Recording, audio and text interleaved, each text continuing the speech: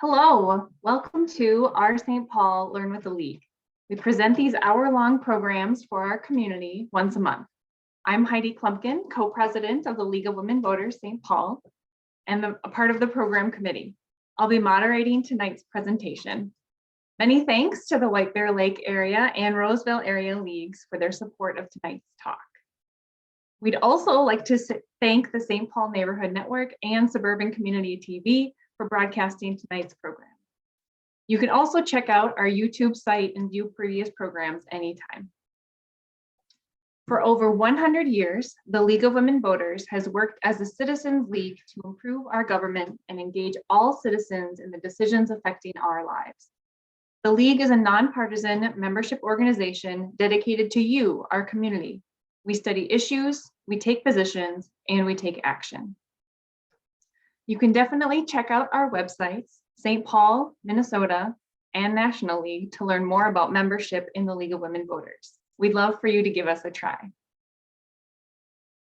I'd like to acknowledge tonight that we're learning today on the ancestral homeland of the Dakota and the current home of many Native nations, including the Dakota and Ojibwe.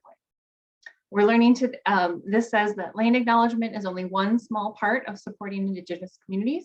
We hope our land acknowledgement statement will invite others to stand with us in solidarity with Native nations. Our program is being recorded and broadcast on Facebook Live. So if you're watching there, please put your questions for the speakers into the comments section. Those will be shared on Zoom. If you're on Zoom, you can use the Q&A bubble at the bottom of the screen. We'll get to as many of questions as we can at the end of the presentations. If you're using the Zoom closed caption feature, please remember that they're auto-generated, so it might not be exact. We wanted to make sure that you were aware of this year's election calendar. Early voting for the August primary has started, and you have up until August 8th, and then the primary is on August 9th. Early voting for the general election will be September 23rd to November 7th, and then on November 8th is the general election. You can always depend on your local League of Women Voters to provide information on your upcoming ballot and where to become registered if you need to, and other election questions. We're here to help you make informed voting decisions. We're very excited for tonight's program, Extraordinary St. Paul Women. Over 100 years ago, the 19th Amendment was added to the Constitution. The right of United States citizens to vote shall not be denied or abridged by the United States or any state on account of sex. To commemorate 100 years since this passing, many organizations, including the League of Women Voters, created exhibits, hosted celebrations, and continued the work of voter engagement of so many people before us. The Minnesota Historical Society was another organization who delved into creating an exhibit commemorating the 19th Amendment. Tonight, our speakers were researchers on that project. Initially an exhibit, work shifted because of the pandemic, and a website was also created. If you joined us in December at the Minnesota History Center for the League of Women Voters St. Paul December Luncheon, you were able to see the exhibit that came from this work. There we learned from Kate Roberts about the project as a whole. Tonight, we are going to learn more about some specific women who were featured in the exhibit or in the research. So I would like to introduce our two speakers tonight. We have Ava Griswold. As a student at St. Catherine's University, Ava researched St. Paul leader Teresa Payton. Ms. Griswold is now at the Bakken Museum and soon to start a graduate program at American University. We're very excited that she's here tonight to share some of this research with us. Our second speaker is Ami Nath, exhibits researcher at the Minnesota Historical Society and a Macalester College graduate. Ami researched many Minnesotans involved with working for the right to vote in the early 20th century and beyond. Ms. Nath will discuss the life of one of these extraordinary St. Paulites, Ruth Tambara. We're very excited to have that. And I would like to pass it off to Ava to start this presentation. All right. So I'm going to start briefly by introducing myself again. My name is Ava Griswold. I am a graduate of St. Kate's with my degree in history and French, and I will be starting my master's degree in history at American University this fall in Washington, D.C. I have my LinkedIn and my email if you find yourself having questions later on about my presentation or would just like to connect, feel free to utilize that. So tonight I will be presenting on St. Paul Extraordinary Women, Teresa B. Payton. So she was featured in the Extraordinary Women online exhibit. And I'm here to give you a little bit more information about her. I started this research in 2019 as part of a class for St. Kate's University. It was a collaboration between the history department and the communications department, and we worked with the Minnesota Historical Society as well. After this class, I was offered an internship with the Historical Society and helped doing additional research on other women and topics for these exhibits as well. This is one of the few known photos of Teresa Payton. Her archive is located at the Minnesota Historical Society in the Gale Family Library. Archives are open to everyone. All you have to do is complete an orientation session, I believe, and then schedule an appointment, and you are fully able to see all of these archives if you would like. First, I'm going to talk a little bit about why women's stories are so difficult to research. Clearly, women's stories are underrepresented in history, and women can be incredibly difficult to research due to the structures in place that can obscure their identities from their husbands or their families. For example, a lot of the women I researched a lot of women from the 19th century, and married women would often be referred to as Mrs. John Smith or Mrs. J. Smith, sometimes making it difficult to even know someone's first name, which would appear in census records, making it difficult to kind of track them throughout their lives, as well as looking them up in newspaper databases and being able to find research on these women. And again, archives are a political space. If you think about it, archives throughout time have been created and managed mostly by men, and that leads to a lot of biased material that goes into archives. This could be an entire topic on itself, but if you look at just the small amount of things that we do find in archives on women, and particularly women of color, it's pretty impressive that even those things have survived, because we have to think who gets to decide that this is worth saving, and that we are lucky that Teresa B. Payton's papers were saved at the Minnesota Historical Society. So I'm able to present on her today.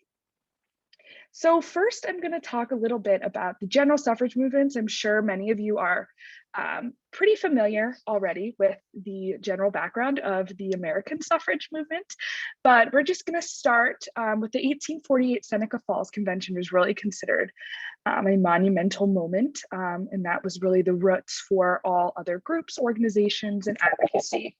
And this convention was led by Elizabeth Cady Stanton and Lucretia Mott in New York. And then in the 1890s is when the group you probably are most familiar with, known as the National American Women's Suffrage Association, it was officially formed in the 1890s.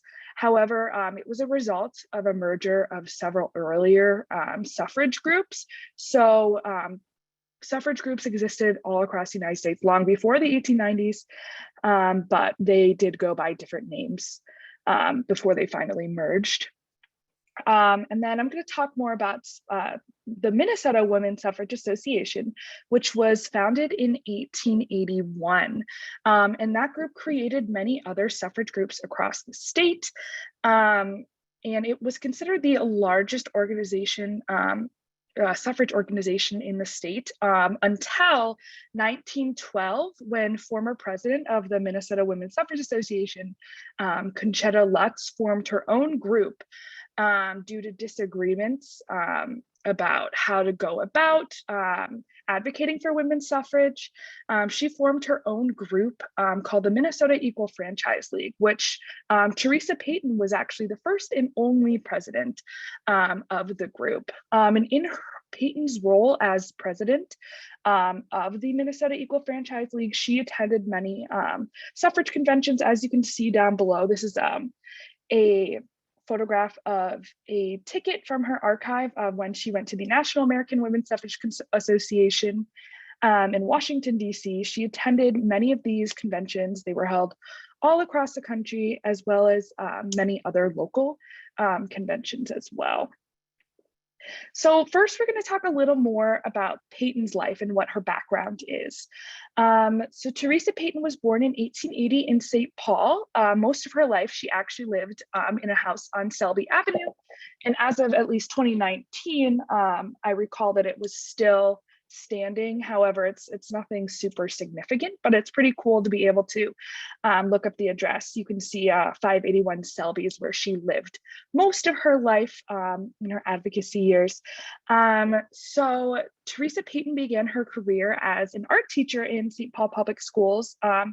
You can see her notebook is filled with sketches and doodles. She was also really interested in pottery and ceramics as well. There's several photographs of her pottery work in her archive as well. She also earned her law degree from St. Paul College. And she was a lawyer, and she advocated for the welfare of young girls and children. At the bottom photo here, you can see her attorney at law business card, which is super impressive at the time. So she was working and doing school at the same time.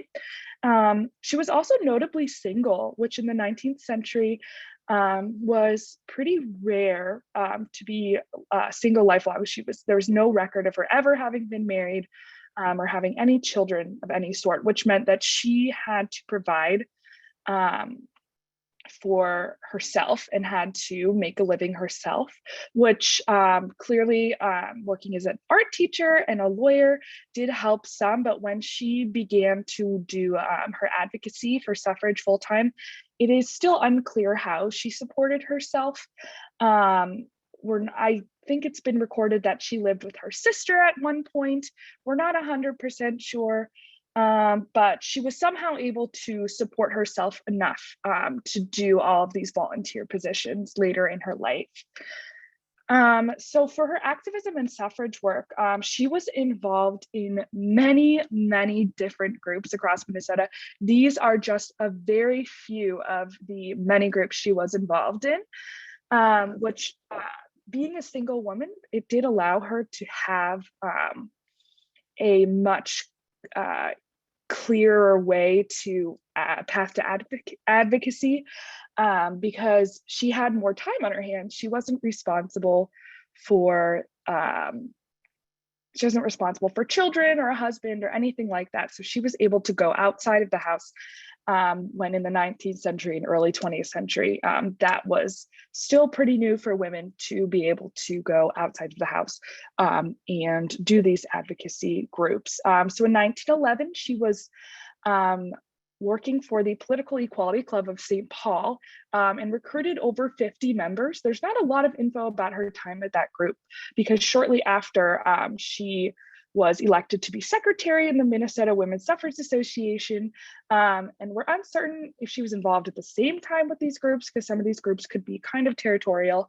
Following that, later in that same year, she left the Minnesota Women's Suffrage Association and became the first and only president of the Minnesota Equal Franchise League. And she was also a member of the League of Protestant Women and a member of the Women's Temperance Group. In a lot of her lawyer work, she did advocate for temperance. And this banner on the side here was donated by Teresa Peyton's mother. This is for the Minnesota Equal Franchise League, and it is believed that it was used in like parades across the cities to kind of bring attention to their cause. She did leave the Minnesota Women's Suffrage Association to exclusively be a member and president of the Equal Franchise League because those groups had fundamental disagreements kind of on how they wanted to go about advocating. So next we're going to talk about her letter writing campaign. This was a really huge part of her campaign for advocating for suffrage. She began writing letters in 1912 to prominent public figures, including senators, mayors, and even the President of the United States. And based on these letters included in her archives, Peyton received an overwhelming response in support of the suffrage cause. And she also connected with leaders of the UK suffrage movement. And if you're familiar with the Pankhursts, she was in contact with them, trying to secure one of the Pankhursts to come and speak in Minnesota, actually. This letter here is a letter to Theresa Payton from the executive clerk of the president in 1912. So there's many of these types of letters that were included in her archive. And then we're going to talk about her legislation efforts. So she worked with Senator A.M. Peterson to propose 2 laws into the state Senate. And according to the Journal of the House from the years 1916 to 1970, Senator A.M. Peterson introduced the women's suffrage bill known as HF number 120, proposing an amendment to Section 1, Article 7 of the Minnesota State Constitution to extend equal suffrage to women.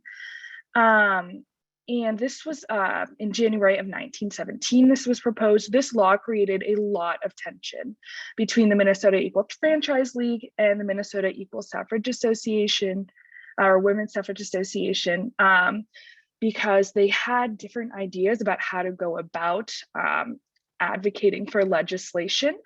And it also created a kind of an uneven look for them. Because both suffrage groups didn't support this specific amendment, because the other suffrage group thought that their way would be better and their proposed laws would be better. And they just couldn't come to an agreement, which is part of the reason why they split. But the other rival group to Theresa Payton's group tried to persuade Payton and her group to drop the support of this bill, but Payton refused to back down. While the bill did not pass at this time, the battle for suffrage progressed in Minnesota, and it created an awareness of the Minnesota Equal Franchise League. Actually, in March of 1919, the Minnesota state law granted women partial suffrage, allowing them to vote in municipal elections, but not in presidential primaries. Payton backed this bill as well, similar to the bill that she had been backing in 1917. And with this, Theresa Payton was truly an extraordinary woman, as you can see. She was an activist, a lawyer, a teacher, a very dedicated woman to the suffrage rights. She actually, this support of the bill was the last known thing seen in Theresa Payton's archive relating to her suffrage activism, as she passed away in July of 1929 at the age of 49 years old. And her life was an incredibly accomplished life, as you can see. And it's been such a privilege to get to research her and share all this research with you. Here are some selected sources. I do have an entire detailed bibliography. If you are interested in seeing that, you can send me an email or a message, and I can get that to you as well. Many of these photos are courtesy of the Minnesota Historical Society collections. A lot of this info is from the Minnesota Historical Society newspaper database, which is available online. And I do recommend this book called Gentle Warriors by Barbara Stuhler. This has a lot about the Minnesota suffrage movement, and it was published by the Minnesota Historical Society Press.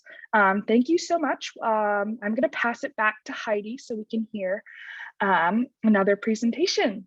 But thank you so much, everyone. Well, thank you so much, Ava. It was so great to learn from you. If you have questions about that, please put them into the Q&A, and we'll welcome Ava back in a little bit to share those. So now I'd like to pass it to Ami, and I'm going to start your presentation. Also, a side note, the exhibit that was at the History Center did have cutouts of many of these women, and we were able, the League of Women Voters St. Paul has the cutout of Teresa Payton. So you might see a cutout of Teresa at some of our events, our in-person events in the future. So that's just a side note. And now I'd like to welcome Ami. Please share with us.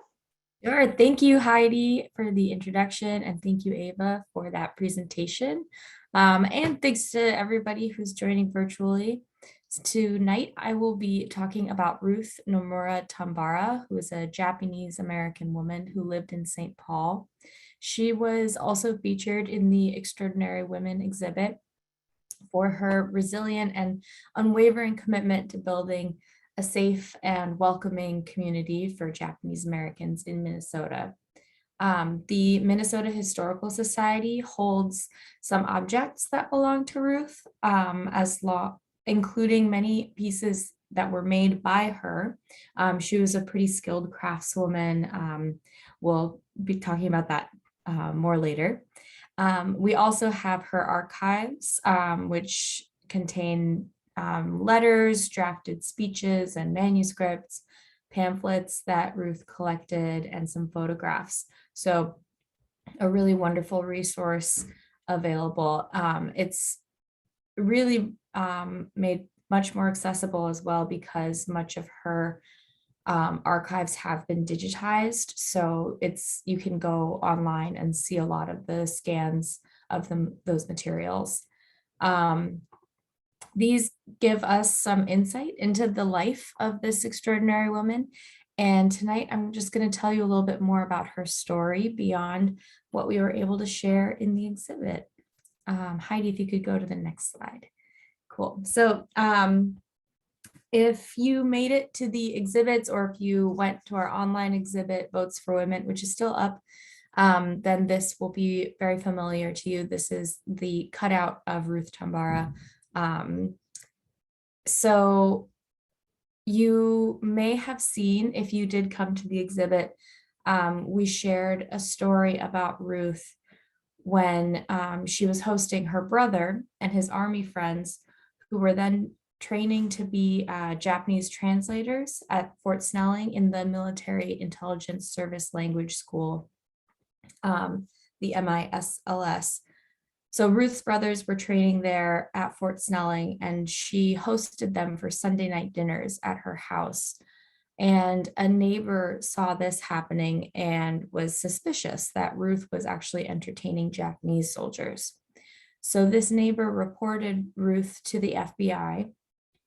And of course, this is happening within the context of escalating tensions and violence between the US and Japan amid World War II.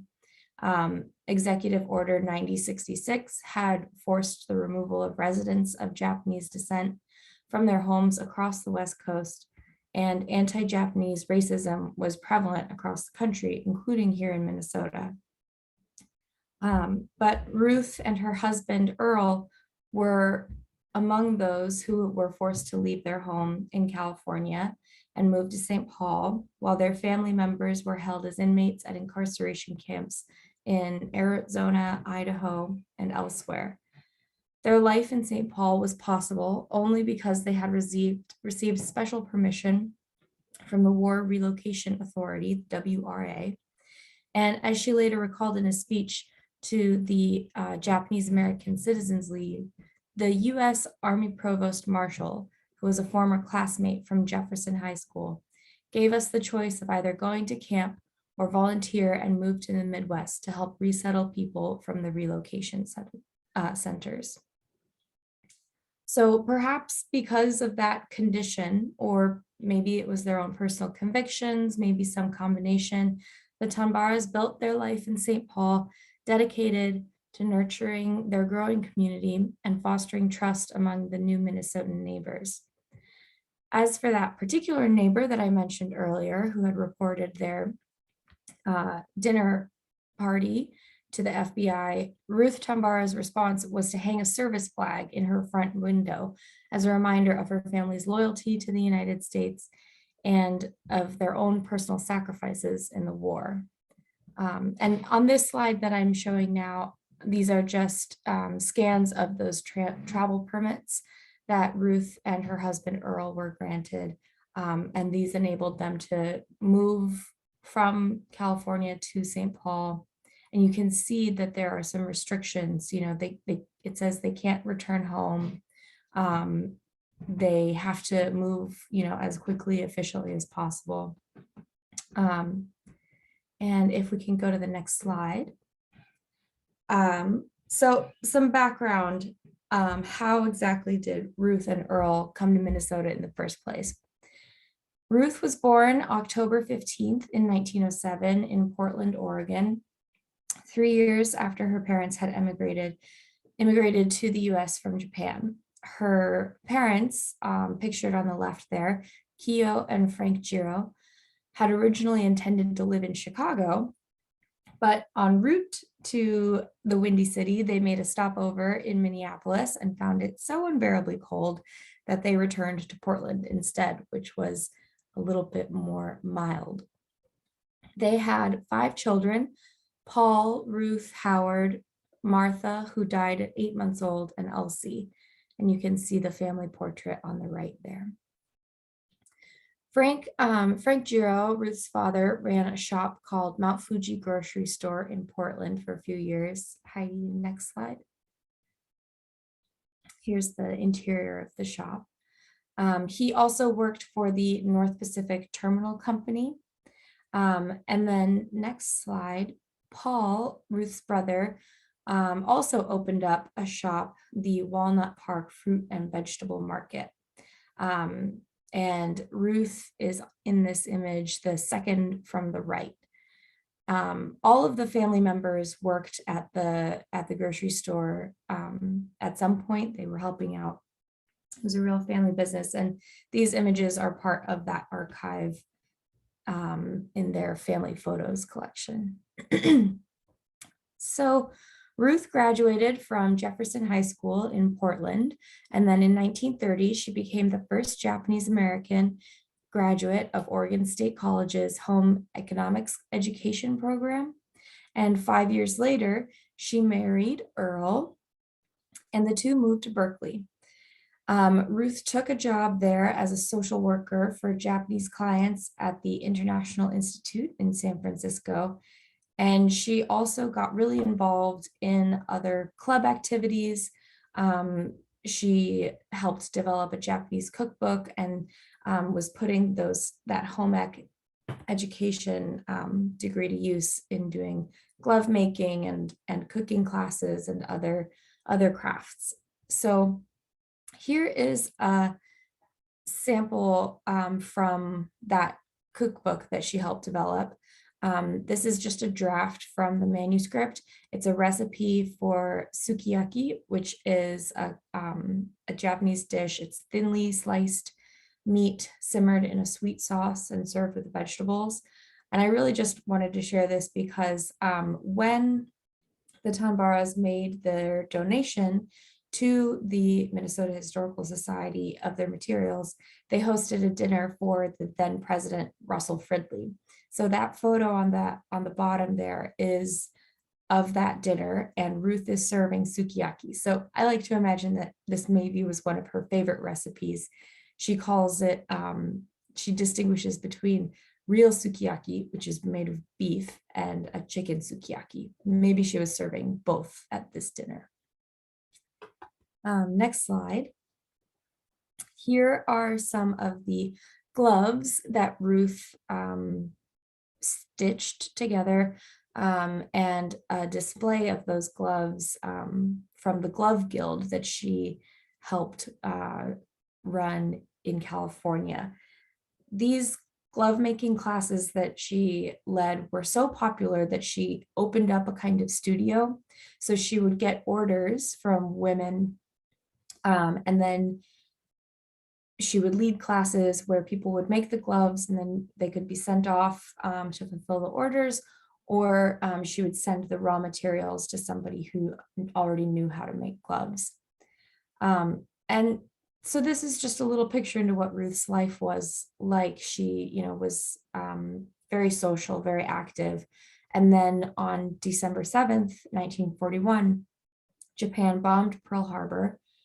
And just over 2 months later, President Roosevelt signed Executive Order 9066, which authorized the creation of military zones across the West Coast and the forced removal of its residents of Japanese descent. With just 48 hours notice, the Tambaras rushed their belongings into safer storage. They brought their valuables to the bank, they left furniture with friends, and they rented their home out. And by March, they had moved all the way to Reedley, California, to live on a farm with a couple of friends who were there.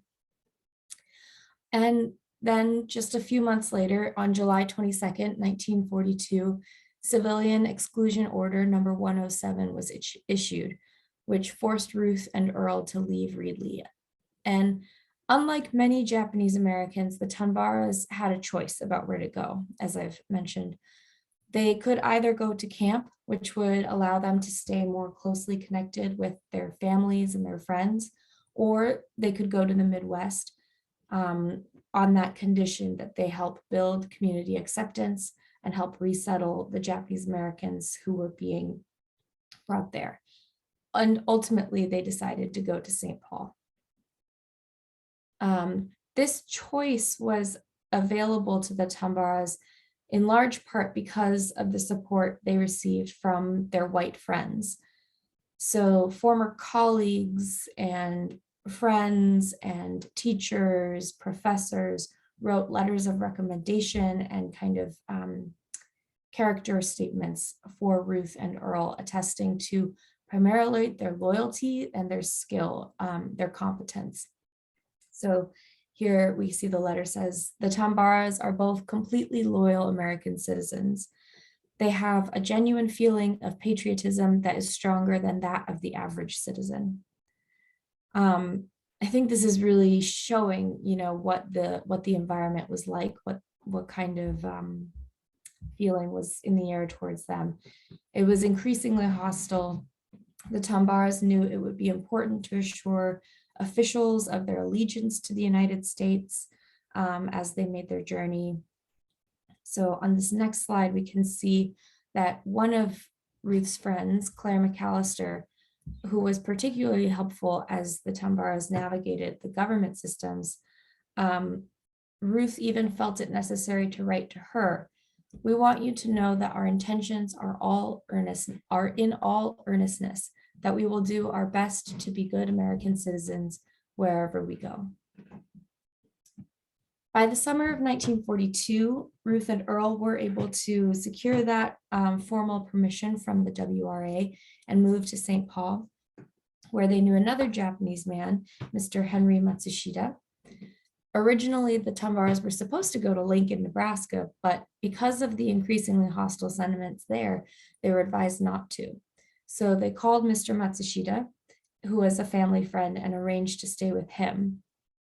He had worked as a chef for the Great Northern Railway, but when the war broke out, he was no longer permitted to be on the trains. So he had taken a job as a cook for St. Mary's Church near the St. Croix River. The journey to St. Paul was by no means easy. Traveling by car was impossible for the Tambaras because they knew that they would not be able to get gas for the journey. They were being denied gas rations, and they knew that some stations would refuse to sell to them. So Earl stood in front of the bank in Reedley and sold their car, their near new Chevy, for about $250. This is like $4,500 in today's money. And we can also see from correspondences like what's here, that many of the items that the Tambaras eventually had shipped from the storage in California out to St. Paul got damaged along the way. They, lost their dinnerware and furniture was broken. And there was back and forth going on for months and months just to get their property. But Once they got to St. Paul, they lived with Mr. Matsushita at 1725 Jefferson Avenue in St. Paul. And they were actually the first Japanese Americans to resettle in Minnesota after Executive Order 9066. After their arrival, they presented themselves to the International Institute of St. Paul and began assisting with the resettlement of other Japanese Americans who had been evicted from their homes. Here's an image of that International Institute, which was located at the time at 183 West Kellogg, which is where the Excel Center is now. So soon after the order, the local International Institute established the St. Paul Resettlement Committee. It functioned as kind of a local branch of the War Relocation Authority and helped newly arrived Japanese and Japanese Americans find their footing in Minnesota. One of the first tasks was helping Japanese American students who were arriving enroll at schools like Hamlin, Macalester, St. Kate, St. Thomas, and the St. Cloud Teachers College. Notably, the University of Minnesota, under the direction of President Walter Coffey, refused to admit students of Japanese descent until 1944, even though it did employ some Nisei workers at the time. Another top priority, of course, was housing. So to meet the immediate need, the SPRC, the Resettlement Committee, partnered with the YMCA and the YWCA, both of which had offered to temporarily house the Nisei workers arriving from the concentration camps. And later, the Catholic Guildhall, the Methodist Girls' Home, and sympathetic realtors joined the effort, which allowed the SPRC to house all the incoming residents through the end of 1943, so that big crisis moment. But as more and more Japanese Americans in Minnesota, or arrived in Minnesota, they eventually needed to raise funds to lease and renovate a small hotel at 191 Kellogg Boulevard. And you can see that pictured here. And at this hostel, it became kind of a community center, a living space. And you can see on the bottom there, the Christmas party that was held. So as a de facto branch of the WRA, the St. Paul Resettlement Committee also dedicated much of its efforts to placing Japanese American applicants in jobs. And as the war went on and anti-Japanese propaganda increased, many employers grew more reluctant to bring on Japanese workers. But volunteers working in the job placement area of the SPRC found that if they could just get employers to hire Japanese Americans, they were typically satisfied by the work and would keep them on staff. The WRA had a policy to make every effort to place applicants in jobs that met their background of skills and training, and the St. Paul Resettlement Committee was recognized for its commitment to no downgrading. So people were typically placed in jobs that met their qualifications. So in addition to providing these types of really basic fundamental needs and services for new Japanese American residents, the SPRC was also crucial in fostering community acceptance among the established Minnesotan population. And while many Minnesotans were keen to welcome and aid the displaced, there were certainly some who were not, including one chief of police who had proposed a citywide ban of Japanese immigration and a special permit requirement for entry into St. Paul. But thankfully, and perhaps because of the work of the SPRC, these proposals did not pass. Ruth, in particular, played a major part in this program of public education and increasing positive public sentiment. Her schedule was booked, as you can see here, with talks across Minnesota. She went to church groups, women's clubs, college organizations, and she spoke on what she called evacuation and resettlement. She would discuss the issues like the history of Japanese people in America, what the experience of evacuation was like, and what life was like in the camps. And she would also do a lot of work to unpack and dispel myths and stereotypes about Japanese Americans. We find in the collections many examples of letters of thanks from her audience members. If you can go to the next slide, Heidi. They express their gratitude and surprise and sadness at what they've heard, and a commitment to realizing a more just society. But while Ruth and Earl were doing all of this volunteer work with the SPRC in St. Paul, their families and friends remained incarcerated in the camps scattered across the West. I haven't yet been able to piece together the exact timeline, but we know that Ruth's parents and her sister were incarcerated at what was then called the Minidoka War Relocation Center in Hunt, Idaho. And the letters also show that early on, Earl's sister, Grace, was separated from her parents who went to Poston, Arizona, while Grace was sent to Wyoming. And Earl's father wrote to him asking for help to reunite with Grace.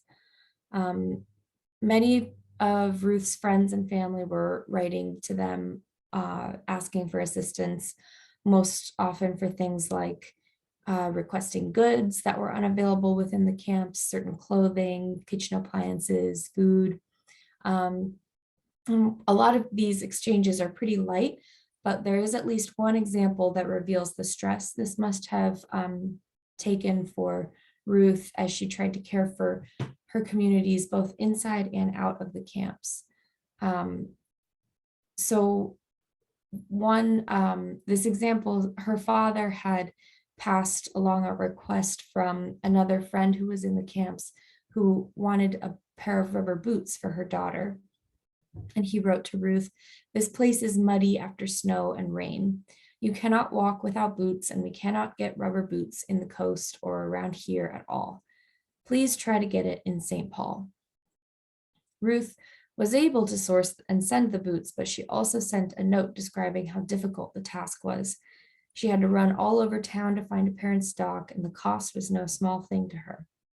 She said, "I'm only working hard to keep the wolf from the door too, and I am saving the best I can so that we can get a house so that we can have you come here to live real soon."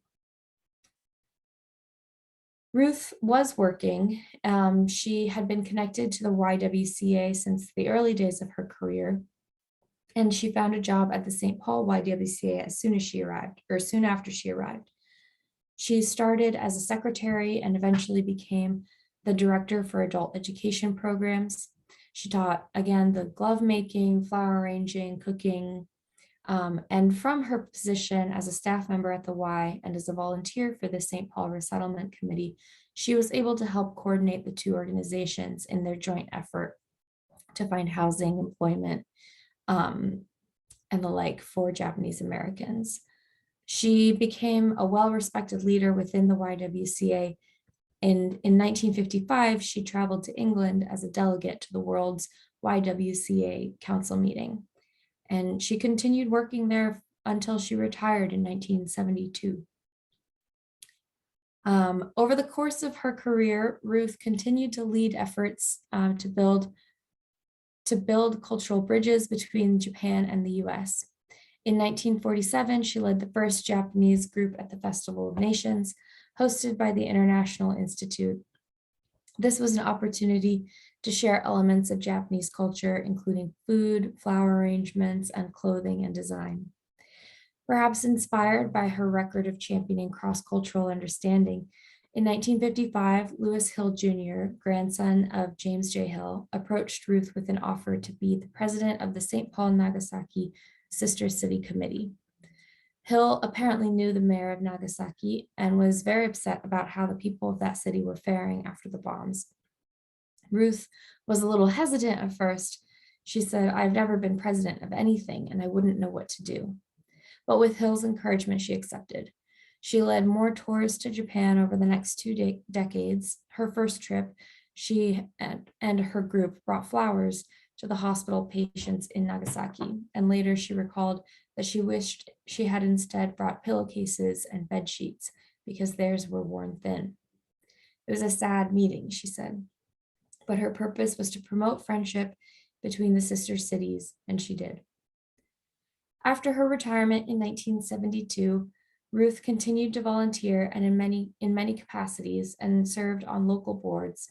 She was honored by the YWCA with a memorial garden and featured in an edition of Who's Who in Minnesota and a pamphlet series on important Minnesotan women.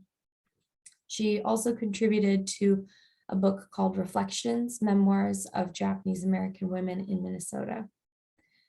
In 2001, she received the Walter Mondale Award from the Japan American Society, and in recognitions of her many contributions to the city, St. Paul Mayor Randy Kelly proclaimed August 20th, 2005 to be Ruth Tambara Day. Ruth died in 2008 at the age of 100, and her family dedicated a memorial bench to her at Como Park. As evidenced by all of these awards and recognitions, Ruth Tambara was an extraordinary woman. She led with kindness and generosity and was deeply committed to building a world free from hate and discrimination. I'll now close with a quote from one of Ruth's speeches, which I think expresses her spirit. America is a nation made up of the peoples of the world. In metallurgy, it is never the purest metal that is the toughest. In order to make it tough, you must combine it with other metals. So it is with human beings. We in America are an alloy of all the peoples in the world. We have the blending of cultures which makes this nation unique and strong. It is a gift to be proud. And that is my story of Ruth Tambara. Thank you. I'll turn it back over to Heidi. Oh my goodness, thank you so much. That was wonderful. I'd love to welcome both Ami and Ava to join us, and we'll ask some questions. So my first question is, both of you did research on multiple people while you were researching for this program. Was there a favorite you had while you were doing this research? I mean, it can be the person you shared about tonight, but if it was somebody else, we'd love to hear about that too. Ava, do you want to share first? Yeah, I can start. I would say for me, since I spent the most time researching Teresa Payton, probably I've kind of come to kind of claim ownership a little bit of her, just because I've spent such a long time researching her and kind of learning about the incredible things she did as a local woman. We often I feel like we often forget that there are people right here. It's not just these main suffrage leaders like Lucretia Mott or Elizabeth Cady Stanton or Susan B. Anthony that are these women that were making change. It's women that lived right here, that lived in our city or very close to us. And I really enjoyed learning about her. She just was a really dynamic person. Her archives are super interesting. There's photographs of her artwork, like her pottery and various things like that. So she's just a very multifaceted person, and it was just incredibly interesting to kind of learn about her and how she got involved in the suffrage movement as well. Thank you. Eva, Ami, I'm sorry, did you have someone to share? It is kind of a tough question, because as you start to research more and more about these people, you do feel like you're really getting to know them, and it's you know, getting to know their really human. I loved that multifaceted, but Ruth Tambara, I think, is really has a special place in my heart because of how much she went through and the great lengths that she took to be protective and be positive. She continued to say throughout her career that Minnesota was a good place. She was really happy to be here. Minnesota had very much become her home by the end of her career, and she didn't want to leave, and she was committed to making it the best place for her and her community. And I have a lot of respect for that. Yeah, thank you. I'm so glad we got to learn about her tonight and in the exhibit as well. We've had a couple questions come in about these specific women. So I'm going to ask Ava first. You mentioned about how Ms. Payton was single. Is there any documentation on how she was greeted or treated as a single person? Do we know how that was received? As a single woman in the census, it was always recorded as she was a single woman. Her name never changed. However, in regards to how she was treated, there's not a lot of information. We didn't have a lot of her. She did write a lot of letters and send a lot of mail, but there wasn't a lot of her like personal like feelings towards things. And I'd like to think that maybe she wasn't ostracized because of that, because of a lot of key suffrage figures like Susan B. Anthony. Susan B. Anthony was single her entire life, notably. Dr. Anna Howard Shaw was single. I used some info about her to kind of figure out, okay, how are single women treated?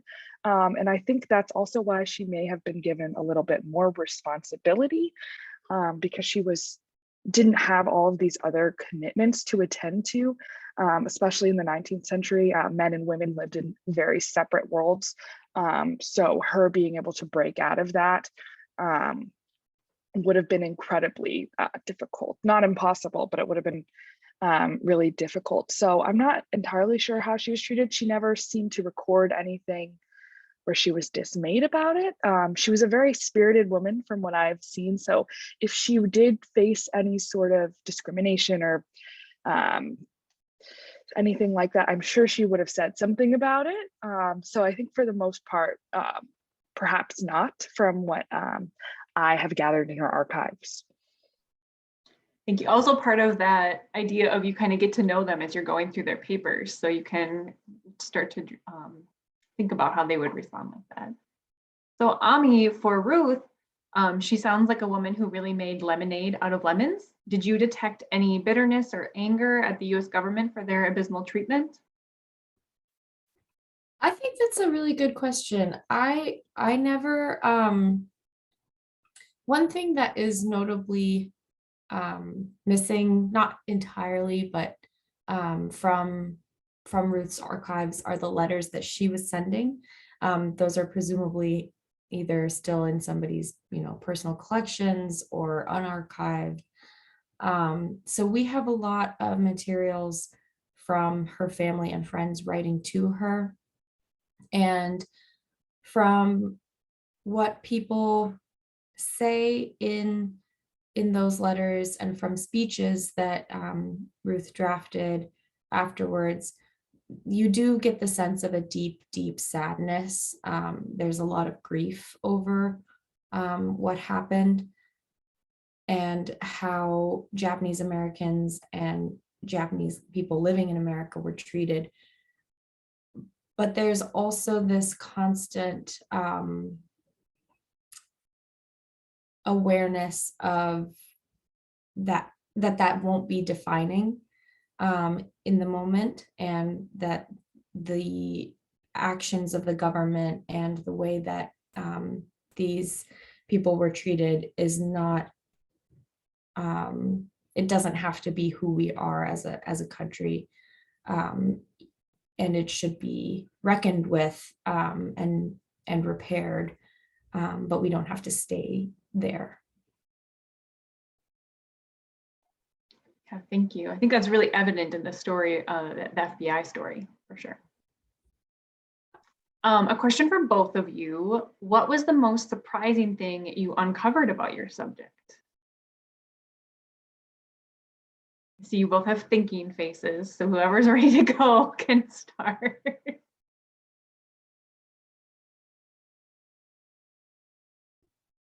I think, I mean, something that has always been kind of curious to me, and I would really love to be able to learn more about this, is the glove making that Ruth did, because she was really serious about it before she came to St. Paul. I think that was what she thought she would do. I think she thought she would be a glove maker. That was her trajectory.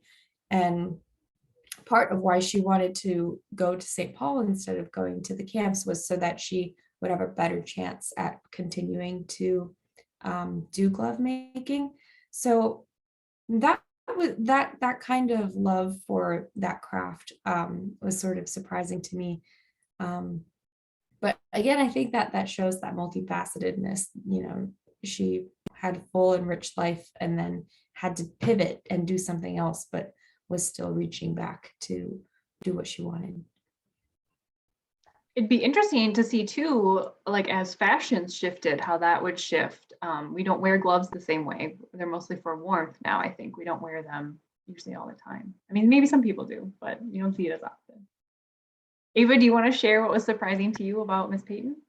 Yeah, I think that when people do historical research and they're looking for particular things, whatever, I didn't go into this with any preconceived notions because this started as a class thing. I was assigned a topic and they're like, we're not even sure if there's any content really about this person, but these are names we've seen.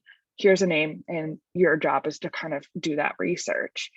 But just seeing that a lot of the times when women are reported on in a historical sense, a lot of things about them tend to be forgotten. They're not seen as such a well-rounded person. And these presentations, I feel like we were able to bring all of these different aspects of their life because Teresa Peyton was an art teacher, an artist. She had a patent actually for this one writing desk. I can't recall exactly what it is, but it's if you go on the Votes for Women exhibit online, it talks kind of about it shows a copy of that patent she had. So she was incredibly creative, like both with the arts, but also in the ways of kind of advocating for suffrage. The letter writing campaign is something that was really fun to explore and see all the people that she sent letters to and received responses to, all the way from the French embassy to the President of the United States, to the Pankhursts, all the way in England. I think one thing that I would have loved to see is a little bit more of her personal writings, because it's clear she traveled around going to these suffrage conventions, but she never necessarily wrote, or there's no record of her writings about what she felt about that. She wrote a couple of speeches and things, but generally speaking, she's very, women are just presented as one or two things, whereas Teresa Peyton was like 10 different things. And I think it was interesting that I was able to kind of present that and show that to you, that researching women is interesting and important, and there is plenty of content out there. They're not just one thing, like Susan B. Anthony. Susan B. Anthony, I'm sure, wasn't just the suffrage lady. There's so much more to talk about in regards to these women. And I think these presentations were a perfect example of getting to do that. Yeah, thank you so much. Yeah, I learned so much about both of these women tonight, and I really appreciate that full picture that we were able to get. There's lots of questions coming in, so I'm going to try and get through as many as I can. I wanted to ask you both, how has researching these women and the other people that you researched, researching their lives, has it changed or influenced your own path or things that you're doing? If it has, how could you share that? If it hasn't, maybe just say I like doing that.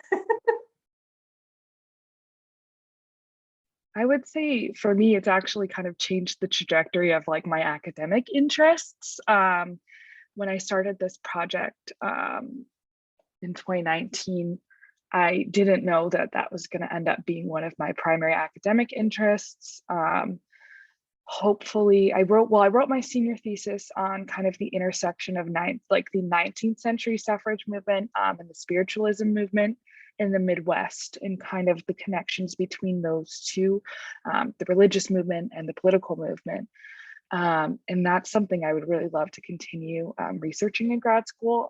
Particularly the Midwest is relatively under-researched in this topic, where there's not a lot of secondary literature, like books, writings, things that have been released about this. So it's a great place to kind of find a way to make your mark on this topic. And I think for me, that's something that I have been drawn to. And I honestly wouldn't have known this was a possibility without getting to research Teresa Payton in this project. It's pretty much been super influential in my entire academic career. So I'm very grateful for this. It's very unexpected, but I'm incredibly grateful that it kind of came upon me like this. What a great story. Thank you. And best of luck too, as you move into grad school. Ami, did you have some connections? Oh, I think that my influence or these women doing this research has not been as pivotal in my I am not being sent off to, or I'm not doing grad school. But yeah, it's wonderful to get to know people through the history and the little nuggets of information that they leave behind about themselves. And it's wonderful to know that the Historical Society and other collections and archives elsewhere too are working hard to preserve these materials for the future. I have two more questions for each of you. One for Ava, could you described a little bit the disagreements between the organizations and why so many split off from each other, how they would often change positions. Do you think there are any lessons for women's organizations today in some of those disagreements they had? I think that's always a difficult one because a lot of the groups broke apart for a lot of different reasons. I think in Minnesota specifically, from what I gathered, this was never directly stated. From what I gathered, I think one group wanted to take a more conservative approach about how they would advocate for women's suffrage, whereas the other group kind of wanted to streamline that process because the suffragettes in the UK were literally throwing bombs in buildings. And then here it seemed for many women like it was almost stalling. And I think it kind of gives a lesson of like, how are you going to find that balance? And I also do think that it's important to have many different groups that represent many different interests because that allows people to kind of go about it in their own way. And in this world, it's viewed now less as like, oh, women can't come to an agreement. And now it's more viewed as the diversity of opinions.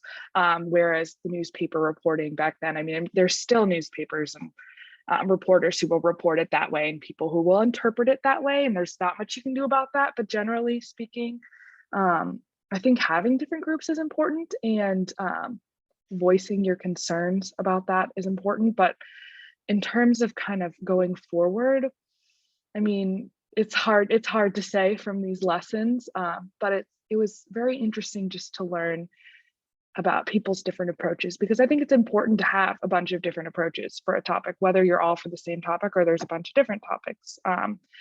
Advocacy works in many different ways, especially nowadays with social media. There's so many different ways to be involved, and there's no one right way.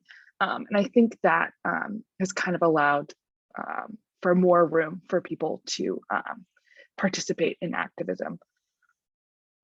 Yeah, thank you so much. For some people, they're good at letter writing. For others, they're good at going door to door. You know, you kept mentioning that Teresa Payton had a little bit more freedom than some other people did in her work that she was able to do.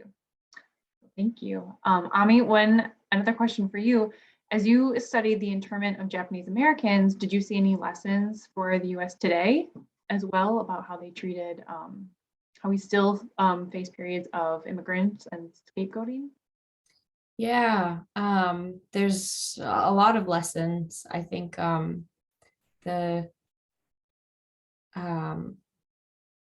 what I learned in the research was not as much the big picture, because I was focusing more on Ruth and her relationships with her families and her friends. So in that sense, what I would say is the lesson is that these are people's lives that we are totally disrupting when we, as a nation, use incarceration or force as a means of control. It's really inhumane, and I think that the resilience and the survival, the optimism of the people who went to camp, survived, and then came back and continued to fight and serve this country, that's where the hope is. And that's kind of where the lesson for what our attitudes can be. Well, it's kind of a perfect segue to my last question for you both. We like to end these presentations with if there's any kind of action steps or things that we can do next as listeners to this presentation. Is there anything we should, any recommendations we have to take this information forward? I have a recommendation. This is perhaps not so much an activist recommendation, but there is on exhibit at the History Center right now, a traveling exhibit from the Smithsonian called Righting a Wrong, and it's about Japanese internment and the experience from that era. So it's a wonderful exhibit, and I would highly recommend going to see it. It's up through early July, I believe. More information can be on the website. And then also at Historic Fort Snelling, which is an MNHS site, of course. That's another great place to learn because that's where the MISLS, the school was, and can learn about the experience of Japanese American soldiers who were serving as translators and what that was like. Yeah, they have a classroom set up where you can learn Japanese as well, because some of these men had to learn Japanese in order to go through the program. It's really interesting. Ava, do you have any next steps or things that we should take away or actions we can take? I would highly recommend checking out the online exhibit that can be found on the MNHS History Center website, I think under exhibitions, and that will be there. I don't know how long it'll be there, but I'm sure it'll be there for a while. So I recommend checking that out because there's plenty of other super interesting women like Teresa Payton that were included in that exhibit. There's a little bit of some other stuff that I didn't share about Payton in there as well. And just thinking about that Gentle Warriors book, if you're interested in Minnesota suffrage by Barbara Stuhler. I don't know if it's in print anymore, but you might be able to get it through the library at the Minnesota History Center in the Gale Family Library. That was a pretty interesting book, talks about a lot of other Minnesota suffrage leaders as well. So if you're interested in that, feel free to check it out. Well, thank you both so much. I do have a few slides to share at the end. I just wanted to thank everybody for watching today, and thank you so much to Ami and Ava for sharing all of your great research with us. I'm so excited to learn about these two women, and then again, check out the website if you want to learn more about others across Minnesota who are extraordinary. Thank you also to the program team and the program committee at the League of Women Voters St. Paul for all the behind scenes work. We so appreciate all your great work of monitoring the questions and things like that. Also, thank you to the Roseville area and White Bear Lake area leagues, along with SPNN and SCCTV. We so appreciate the many volunteers, speakers, and supporters who helped make our St. Paul Learn with the League program so successful. And keep an eye out for programs coming later this fall and next winter and spring. We'll take July off, but we'll hope to see you soon, and keep your eye out too as well for candidate forums and other election information. So thank you so much, everybody, and have a great night.